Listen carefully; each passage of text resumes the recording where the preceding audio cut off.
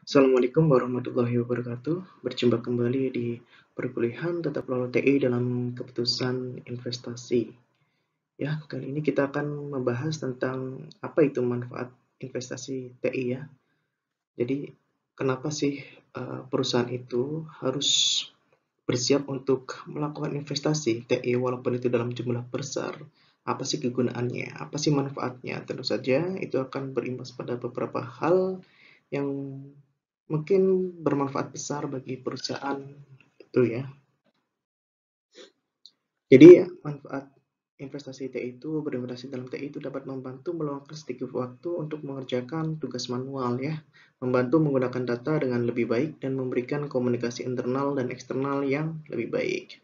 Jadi kalau misalkan dalam perusahaan itu menggunakan sebuah teknologi informasi, maka tugas yang tadinya dilakukan manual itu bisa dilakukan dengan sistematis. Sebagai contoh, katakanlah misalkan laporan keuangan ya, laporan keuangan yang biasanya dilakukan secara manual, dihitung manual, kemudian direkap dan dibuat hard copy-nya. Ini kalau misalkan menggunakan TI itu ketika data inputkan satu-satu persatu itu secara real time nanti akan terbentuk sendiri laporan yang sudah matang yang siap dikirimkan ke owner atau pemilik perusahaan atau mungkin direktur perusahaan.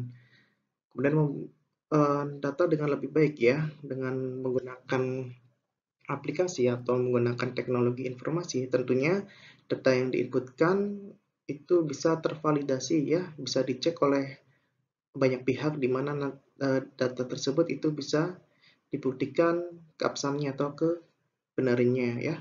Kemudian komunikasi internal dan eksternal yang lebih baik, jadi tidak perlu langsung ketemu, tapi dengan teknologi informasi ini, katakanlah misalkan rapat itu komunikasi juga bisa lewat virtual seperti itu ya, baik chat maupun video. Nah, jadi selain hal-hal ini, itu dulu memang teknologi informasi digunakan hanya sebagai support system belaka ya, tapi dengan perkembangan zaman, itu mungkin dapat dipakai untuk memberikan solusi terhadap suatu masalah yang terjadi dalam bisnis yang berjalan ya. Seperti bisa dijadikan bahan untuk menentukan sebuah keputusan yang berkaitan dengan bisnis ya. Kayak misalkan memunculkan dari data-data yang diinputkan itu memunculkan prediksi, kemudian estimasi dan lain sebagainya. Di mana nanti dari prediksi itu bisa diambil keputusan kalau misalkan produk yang bagus atau produk yang baik untuk dijual di bulan ke depan atau tahun depan itu apa ya, seperti itu. Kemudian sebagai bahan evaluasi untuk memperbaiki kualitas bisnis baik pada produk maupun pelayanan konsumen. Jadi selain support system membantu dalam apa? Efisiensi juga membantu dalam urusan keputusan ya yang berkaitan dengan bisnis. Kemudian, apa sih manfaat utama dari investasi TI atau investasi teknologi informasi? Itu ada reducing cost ya, kemudian reducing risk dan increasing productivity. Artinya itu manfaat utama dari investasi TI adalah meningkatkan pendapatan, menurunkan risiko dan meningkatkan produktivitas. Di reducing cost di sini itu adalah secara harfiah, IT cost reduction itu bisa diartikan sebagai metode pemangkasan biaya pada sebuah bisnis dengan menggunakan media digital ya. Diharapkan dengan menggunakan media digital itu akan membantu dalam memangkas biaya ya dari sebuah perusahaan. Di sini sistemlah nanti yang akan menentukan strategi pemotongan biaya dan segmen mana dalam bisnis yang bisa dipotong biaya operasionalnya. Nanti dari seorang tenaga IT itu akan memberikan rekomendasi ke owner kira-kira itu dari segmen mana penerapan teknologi informasi itu bisa diterapkan sehingga pemangkasan biaya itu bisa dilakukan. Katakanlah misalkan sekarang itu ya, misal di bank ya, kalau misalkan di bank itu mungkin ya beberapa tahun kemudian itu atau ini sudah terjadi kayak misal biasanya untuk pengambilan uang, kemudian pengiriman uang itu lewat teller itu sekarang sudah menggunakan alat ya ATM. Jadi tinggal ke mesin ATM, kemudian cetak. Jadi nggak perlu tenaga teller. Maka dari itu sekarang bank sedikit ya menggunakan tellernya dibandingkan mungkin beberapa tahun yang lalu. Nah, 3 strategi pemangkasan biaya itu ada 3, yaitu menjadikan sistem produksi menjadi otomatis. Itu pihak perusahaan itu bisa mengganti tenaga kerja di bagian produksi dengan mesin atau robot ya. Seperti yang tadi, teller menggunakan mesin ATM ya. Kemudian dengan menggunakan tenaga robot maka akan memangkas biaya dalam gaji karyawan dan hal lainnya. Mungkin yang tadinya bekerja sebagai teller itu bisa dialihkan ke pemasaran atau ke CS dan yang lainnya seperti itu. Kemudian melakukan update pada alat kerja. Dengan meningkatkan alat produksi, maka biaya produksi itu bisa ditekan ya. Dan yang sudah jelas adalah dengan alat kerja yang sudah baru itu membuat proses produksi menjadi lebih produktif dari biasanya. Nah, jadi alat kerja ini benar-benar perlu diperhatikan. Jangan karena alasan itu masih bisa dipakai kok, akhirnya alat kerja itu dipakai seterusnya. Padahal itu sebenarnya sudah usang dan bisa menghambat kinerja ya. Dan itu nanti juga tugas dari TI untuk melakukan evaluasi terkait dengan alat kerja yang kiranya itu sudah usang dan perlu diganti. Nah, selanjutnya meminimalisir biaya yang terbuang percuma. Dalam proses produksi itu biasanya banyak biaya yang terbuang percuma dan itu semua harus diminimalisir secara berkala. Mungkin kira-kira ada segmen yang di situ sebenarnya kerjanya itu sedikit, tapi ternyata itu di situ banyak orang. Nah, itu bisa dipangkas menggunakan teknologi informasi seperti itu. Itu adalah 3 strategi untuk pemangkasan biaya menggunakan teknologi informasi. Nah, kemudian menurunkan resiko ya. Jadi jika manajemen risiko itu diatur dengan baik, maka proses akan terus-menerus identifikasi masalah dan resolusi. Maka sistem akan mudah melengkapi sistem yang lainnya. Jadi ini termasuk organisasi, perencanaan, dan penganggaran, dan kontrol biaya. Hal-hal yang tidak terduga itu akan berkurang karena penekanan akan terjadi manajemen yang proaktif dan bukannya reaktif. Dan beberapa hambatan yang harus diperhatikan oleh seorang IT, seorang tenaga IT dalam sebuah perusahaan adalah sebagai berikut. Yang pertama adalah harus setiap kali itu mengecek ya, apakah ada kerusakan perangkat keras di sebuah perusahaan itu. Kemudian perangkat lunak kira-kira ini perlu diupdate atau tidak, itu perlu dipikirkan juga, karena mengingat dengan perkembangan bisnis yang benar-benar cepat itu harus diperhatikan ya hal ini. Kemudian serangan malware, kemudian virus komputer, ini juga sering terjadi ya. Karena mungkin kalau misalkan ada serangan virus komputer itu bisa jadi nanti ujung-ujungnya hack, data bisa dicolong dan sebagainya. Kemudian spam, scam, and phishing ini juga perlu diperhatikan. Kemudian juga kesalahan manusianya. Jadi kalau bisa kita menggunakan sebuah teknologi informasi yang kiranya itu sedikit ya, sedikit. Maksudnya manusia itu atau human itu ketika menggunakan teknologi itu tidak terlalu uh, terlalu memperbanyak kesalahan gitu ya. Maksudnya mereka ketika menggunakan teknologi itu ya langsung bisa seperti itu meminimalisir error. Dan tentunya hacker, fraud, denial of service, dan staff dishonesty ya. Jadi ini beberapa hambatan ketika kita menggunakan teknologi informasi. Ya. Kemudian meningkatkan productivity ya. Itu berkaitan dengan mengoptimalkan sumber daya manusia. Jadi ini fokusnya itu ke sumber daya manusia, di mana peningkatan produktivitas itu dapat dilakukan dengan meningkatkan produktivitas restrukturisasi pembagian fungsi kerja. Jadi fungsi kerja ini itu sudah harus jelas. Kemudian meningkatkan produktivitas, kemudahan analisis ya, meningkatkan kepuasan karyawan. Jadi ini juga sangat perlu diperhatikan ya. Terkait nanti kalau misalkan teknologi informasi itu sudah dipakai, itu harus tahu tuh sumber daya mana yang kira-kira nanti bagus dan bisa diandalkan memegang teknologi informasi yang terbaru ada. Dampak TI pada perubahan lingkungan bisnis. Jadi kombinasi dari inovasi di TI dan perubahan lingkungan bisnis domestik dan global itu membuat peranan teknologi informasi di bisnis itu menjadi lebih penting lagi untuk manajer. Untuk bersaing, tentunya manajer harus paham tentang inovasi dan teknologi informasi terbaru sehingga tidak kalah dengan kompetitornya. Dan terdapat 5 faktor yang harus diperhatikan apabila mengkaji dampak yang ditumbuhkan dari teknologi informasi dalam bisnis. Itu yang pertama adalah pertumbuhan internet dan pemusatan pada teknologi informasi. Tentunya sekarang internet itu benar-benar sudah berkembang sangat pesat ya. Jadi ini benar-benar harus diperhatikan pertumbuhan internet dan pemusatannya ini. Kemudian transformasi dari perusahaan bisnis. Tentunya setiap perusahaan itu pasti akan bertransformasi sesuai dengan perkembangan dunia saat ini ya, khususnya di dunia teknologi. Dan pertumbuhan ekonomi yang terkoneksi secara global. Jadi sekarang itu benar-benar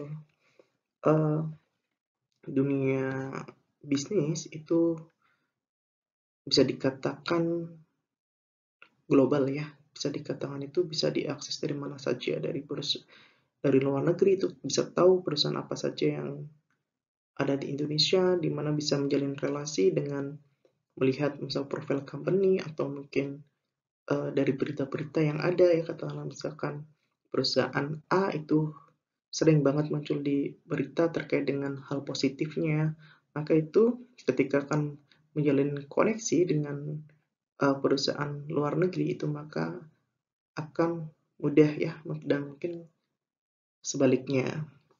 Kemudian pertumbuhan dari ekonomi berbasis knowledge dan informasi ya.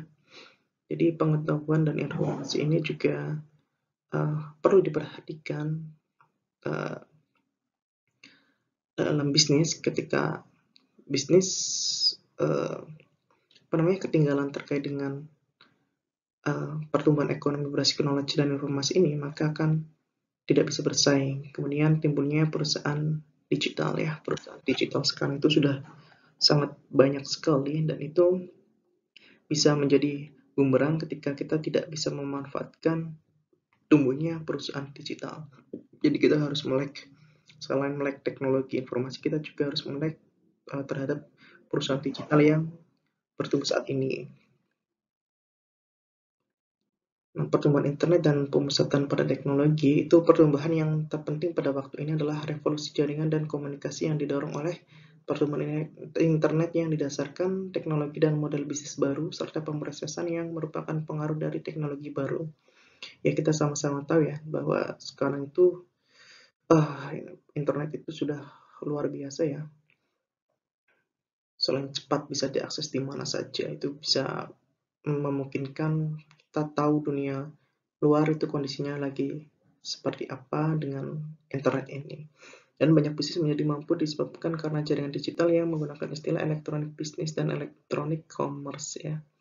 Jadi bisa memanfaatkan bisnis elektronik dan bisnis commerce ya, pasar elektronik itu untuk meningkatkan bisnis di perusahaan tersebut, meningkatkan pendapatan dan lain sebagainya. Kemudian perubahan lingkungan bisnis terkini itu perlu disadari atau perlu dilihat. Pertumbuhan internet dan pemusatan pada teknologi ini berfokus pada teknologi bisnis baru dengan biaya yang menguntungkan. Kemudian e-bisnis, e-commerce, e-government. Nah ini harus perusahaan-perusahaan harus melek ini. E-bisnis, e-commerce ini kan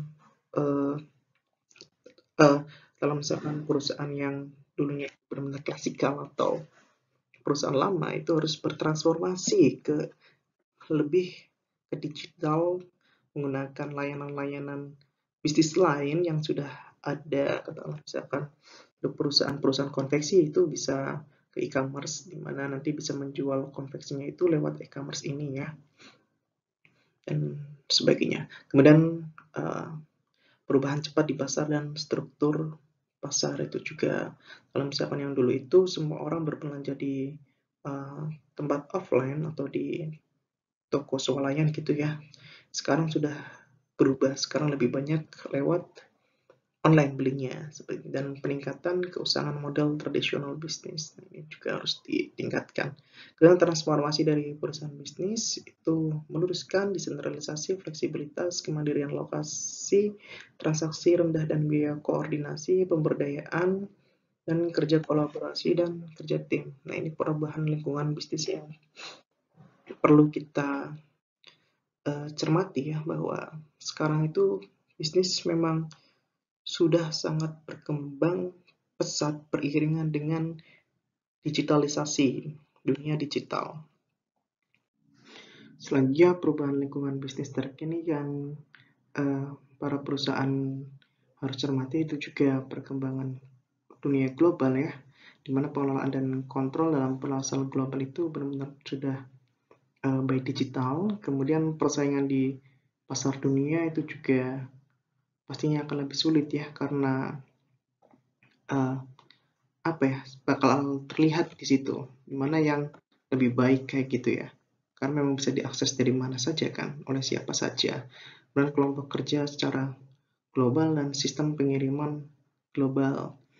Nah, kemudian naiknya informasi ekonomi, di mana ekonomi itu berbasis knowledge dan informasi, kemudian produk dan jasa baru yang keluar, kemudian knowledge sebagai aset strategik dan produktif yang terpusat, ya, tersentral. Kemudian persaingan berdasar waktu, itu produk yang lebih pendek ya. Kalau misalkan dulu itu keluaran merek terbaru itu bisa bertahan lama, itu sekarang karena inovasi yang benar-benar cepat. Katakanlah misalkan di Indonesia ya, yang lagi tren itu apa, kemudian kita lihat tuh yang di luar itu ngetrennya ini, pasti orang Indonesia sendiri kan bisa mengakses global ya, bisa mengakses di luar itu yang sedang berkembang itu apa. Jadi pasti lebih tertarik ke arah situ ya. Maka dari perusahaan internal Indonesia sendiri atau perusahaan nasional sendiri pasti akan mengejar, katakanlah misalkan sudah mulai nih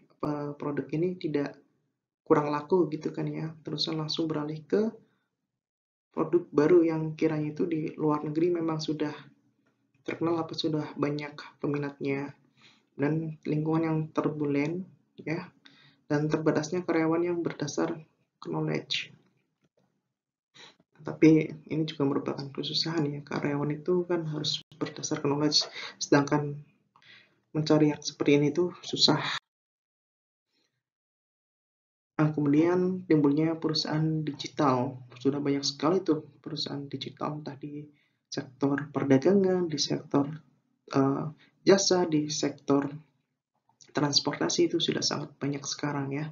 Dan hubungan melalui kemampuan digital dengan konsumen, pemasok, dan karyawan ini sudah bisa dilakukan secara digital, tidak seperti dulu lagi.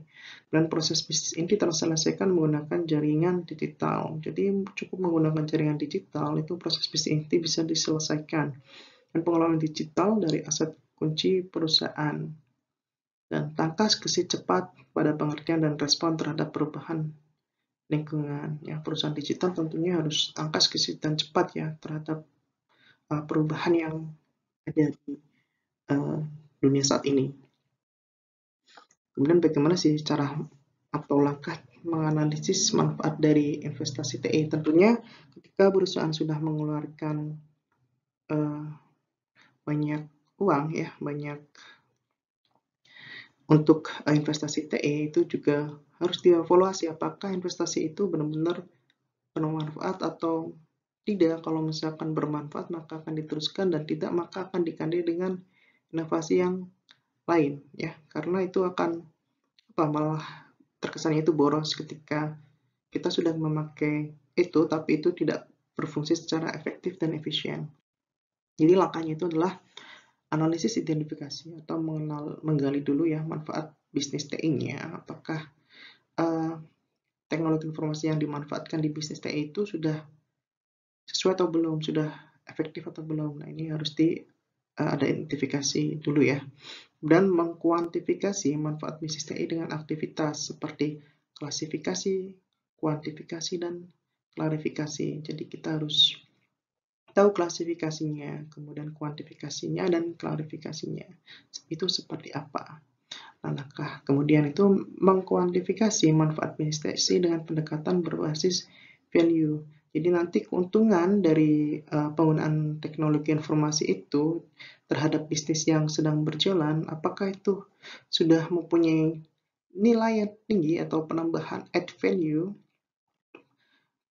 penambahan value di sini kan mungkin secara ketika kita sudah menggunakan teknologi informasi yang atau teknologi yang dipakai itu apakah meningkatkan pendapatan, meningkatkan penghasilan. Nah, ini langkah sebelum yang terakhir ya. Kemudian yang terakhir adalah mengembangkan tools ya. Di sini kalau misalkan masih belum optimal, itu bisa dikembangkan lagi, atau mungkin kalau misalnya untuk optimal ya udah ditingkatkan lagi agar tidak ketinggalan dengan kompetitor lainnya. Ya, mungkin itu terkait dengan manfaat dari investasi teknologi informasi. Apabila ada salah kata, saya mohon maaf. Terima kasih. Wassalamualaikum warahmatullahi wabarakatuh.